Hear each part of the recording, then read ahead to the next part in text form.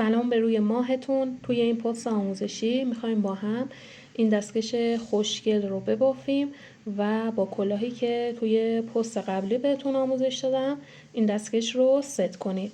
بافتش خیلی ساده است. دوستانی که مبتدی هم هستن میتونن این کار زیبا رو ببافن. کافیه که آموزش رو نگاه کنید. سایز بندی هم گفته شده و شما برای بچه ها هم میتونید این دستکش زیبا رو ببافید. پترنش تقریبا با پترن کلاه یکیه، فقط حالا یه تفاوت هایی داره که در طول آموزش گفته شده. بریم که با هم آموزش رو شروع کنیم. برای بافت دستکش ما کار رو از قسمت کشواف شروع میکنیم. شما باید به اندازه دور مچ شخصی که میخوایم براش این دستکش رو ببافین زنجیره بزنید، یعنی به اندازه دور تا دور این قسمت. حالا اگر اون شخص نزدیک خودتون هست زنجیره میزنید، دور دستش میذارین و اگر کافی بود که مدل رو شروع میکنید، اگر کم بود اضافه میکنید. ولی اگر بخوایم برای شخصی ببافین که خب پیش خودتون نباشه، باید با متر دور مچ رو اندازه بزنید. مثلا اگر 16 سانت هست دور مچ، شما به اندازه 16 سانت زنجیره میزنید. مهم هم نیست که بخواید از چه نوع نخی استفاده کنید. خب من الان برای این شخصی که دارم میبافم دور مچش رو اندازه زدم و تعداد زنجیرهایی که من بافتم 34 تا زنجیره هست. نخی هم که دارم استفاده میکنم کامبای چلس هست. بعد از اینکه زنجیره ها رو زدین، شما باید دو طرف زنجیره ها رو به هم وصل کنید. با دست به این صورت زنجیره ها رو صاف کنید که پیچ نیفته و آخرین زنجیره رو باید به اولین زنجیره وصلش کنید به این صورت. قسمت کشواف مثل کشواف کلاهمون هست، یعنی برای شروع کار ما 3 زنجیره میزنیم، 1 2 3 و توی رج اول روی زنجیره هامون رو بافت پای بلند انجام میدیم. رج های بعد یک اشواف زیر و یک اشواف رو. پس یک رج پای بلند روی زنجیره ها ببافیم. خب بعد از اینکه توی رج اول پای بلند ها رو بافتین، آخرین پای بلند رو که بافتین، کار رو به 3 زنجیره ابتدایی روی زنجیره سوم با پایه بست اتصال میدین. برای رج بعد 3 زنجیره میزنیم. پایه بعدی رو دقت کنید، پایه بعدی ما اینجا هست. این رو به صورت کشواف از رو میبافیم، یعنی به این صورت پایه رو میاریم روی قلاب، نخ رو از این زیر عبور میدیم، دو تا بافت رو یکی میکنیم. پایه بعدی کشواف از زیر هست، باید این پایه بره زیر قلاب به این صورت. نخ رو از اینجا عبور میدیم و بافت رو یکی میکنیم. پایه بعدی کشواف از رو به این صورت.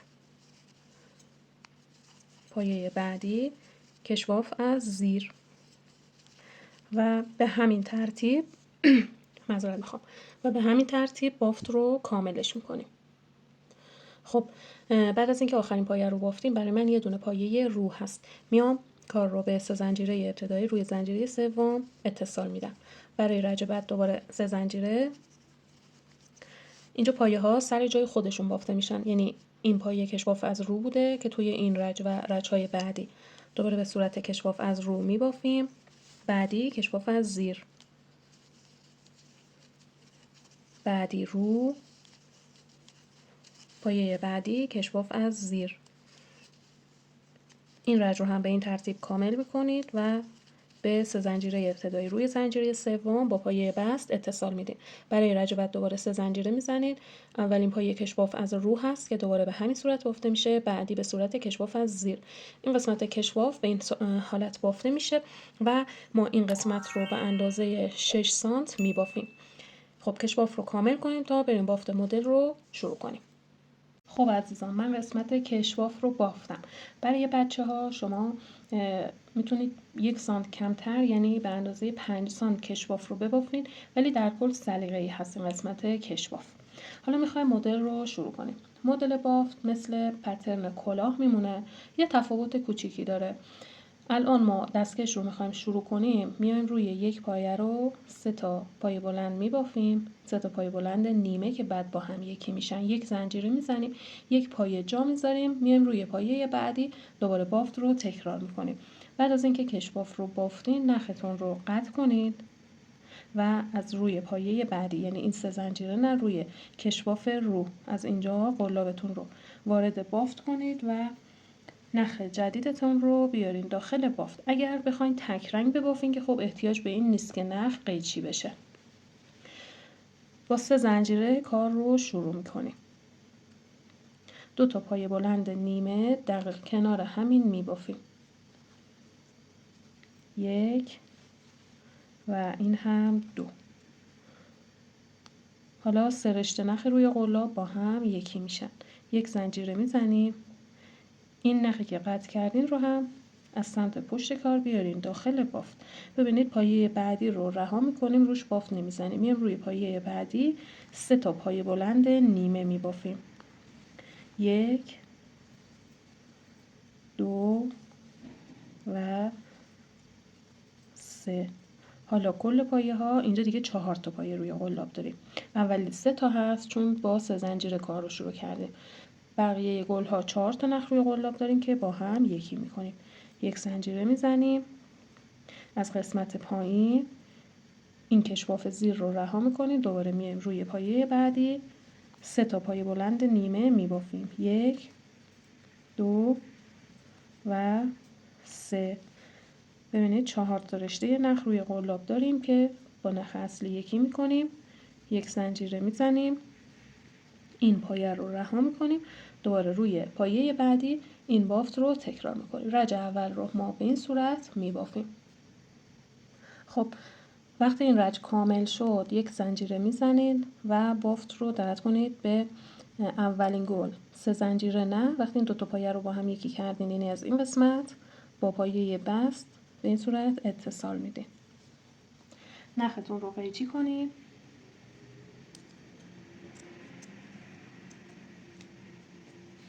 از داخل بافتین رو آزاد کنید. حالا بیاین یک خونه جلوتر. اینجا نکنید ما نخ رو قیچی کردیم. از داخل این فضا ما بین این 2 تا گل از اینجا نخ جدیدتون رو بیارین داخل بافت. یه نکته‌ای که مهمه و باید بهتون بگم اینه که کارهایی که جفت بافته میشن، حالا پاپوش، دستکش، کفش، گیوه، همه اینا رو شما سعی کنید که همزمان با هم ببافین که کارتون کاملا قرینه و یک دست در بیاد. یک رج از یک نمونه ببافین، یک رج هم از طرف دیگه کار. خب اینجا ما نخ رو میاریم داخل بافت. 3 زنجیره میزنیم. 2 3. 2 تا پایه بلند نیمه. 1 و 2. 3 رشته نخ با هم یکی میشن. حواستون باشه که این نخی که قطع میشه از سمت پشت کار بیارین توی بافت. 1 زنجیره بزنید. حالا ما بین این گل و این گل این وسط 3 تا پایه بلند نیمه ببافیم. 1 2 و این هم 3. حالا 4 رشته نخ با هم یکی میشن. 1 زنجیره ما بین این 2 تا این وسط دوباره این بافت رو تکرار میکنیم. ببینید شما این قسمت از بافت رو باید تا این قسمت 60 ببافین. بعد قسمت 60 جدا میشه. ما بقیه بافت برای این قسمت هست. ببینید این رج رو هم کامل کردین. 1 زنجیره میزنید، به این قسمت اتصال بدین، نخ رو کات کنین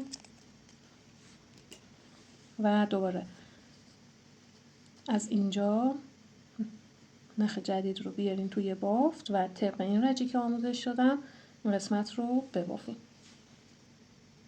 ببینید عزیزان من این قسمت مدل رو بافتم، 5 رج بافتم و به سانتم بخوام بهتون بگم 6 سانت و نیم شده این قسمت. حالا ما باید برای 60 کار رو جدا کنیم، بعد ادامه بافت رو همین قسمت رو ببافیم که این قسمت های دستمون رو پوشش بده. دقت کنید ما از اینجا که نخ رو قیچی کردیم یعنی وصل کردیم، نخ رو قیچی کردیم، از همین پایه میشماریم یعنی از این گل. خب 1 2 3 4 این گل 4ممون هست. قبلش ما اینجا زنجیره داشتیم.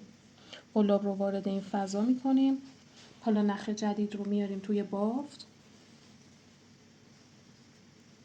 اینجا یه زنجیره میبافیم که نخ روی بافت فیکس بشه و چون میخوایم برای قسمت 60 رو جدا کنیم و اندازه 60 در بیاد با توجه به ضخامت نخمون 4 الی 5 زنجیره میزنیم. 1 2 3 4. خب دقت کنید برمیگردیم از همین قسمت انتها بشمرین. 1 2 3 4. این آخرین گلمون بود که بافتیم، اولین گلمون بود که بافتیم و به اینجا اتصال دادیم. بعد از این ما یه فضای تک زنجیره ای داریم. روی این قسمت این زنجیره هایی که زدیم رو به این صورت وصل میکنیم و این قسمت شست رو ما به این طریق جدا میکنیم. اگر این تعداد زنجیره ها احساس کردین کمه میتونین زیاد کنید تعداد زنجیره ها رو. حالا از همینجا دوباره بافت رو شروع میکنیم. خب یک زنجیره زدیم که به این قسمت اتصال پیدا کرد. 2 تا زنجیره دیگه میزنیم. 2 تا پای بلند نیمه، 1 و 2. کل نخ‌ها یکی میشن. یک زنجیره روی فضای بعدی، 3 تا پای بلند نیمه، 1 2 3. یک زنجیره. این قسمت های بافت تکرار همینجا هست. ما این قسمت ها رو کامل میبافیم. حالا به اینجا که رسیدیم روی این زنجیره ها دوباره اینجا براتون توضیح میدم. این قسمت ها رو من میبافم. به اینجا رسیدیم براتون میگم که باید به چه صورتی ببافیم. من الان رسیدم به این قسمت از بافت، یعنی از اینجایی که نخ رو وصل کرده بودیم. یک پایه اینجا باید ببافیم. 1 2 و این هم 3. حالا کل نخ‌ها رو یکی میکنیم. یک زنجیره میزنیم. یه دونه پایه هم روی این فضای 4 زنجیره ای. این نخ شروع رو هم داخل بافت بیاریم.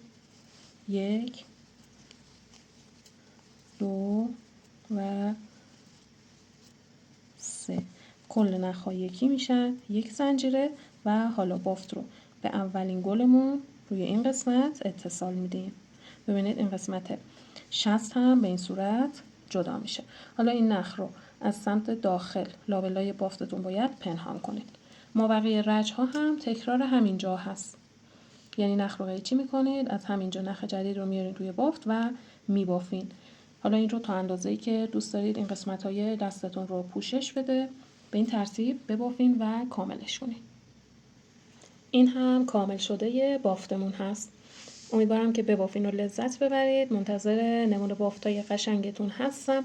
ممنون میشم که پست رو لایک کنین، با دوستانتون به اشتراک بذارید و کانال رو برای دیدن آموزش‌های بیشتر حتما سابسکرایب کنید.